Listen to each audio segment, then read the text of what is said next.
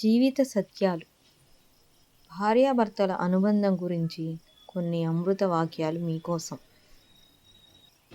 నీకెంత అదృష్టం కలిసి వచ్చినా, నువ్వెంత కష్టం చేసేవాడివైనా, నీ భార్య సహకారం లేనిదే నువ్వే రంగంలోనూ రాణించలేవు. తన భర్త ఆదాయం, ఖర్చులను గమనిస్తూ తనకు సంబంధించిన ఖర్చులను తగ్గించుకునే భార్య నిజంగా ఓ వరమే.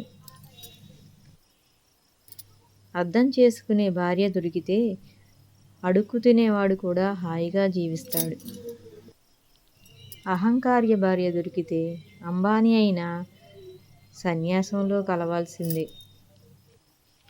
ప్రతి భర్త తన భార్యను మరో తల్లి రూపంగా భావిస్తే, ప్రతి భార్య తన భర్తను మొదటి బిడ్డగా భావిస్తుంది.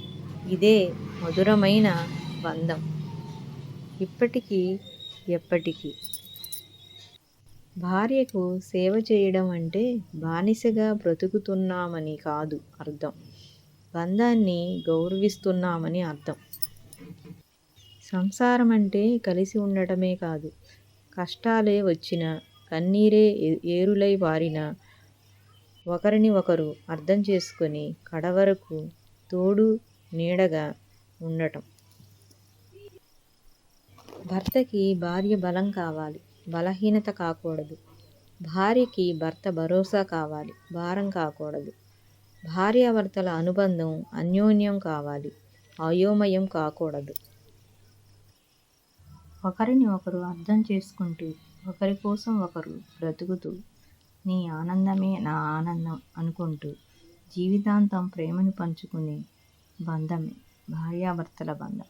అపురూపమైనది, కమనీయమైనది, కల్మషం లేనిది, పవిత్రమైనది.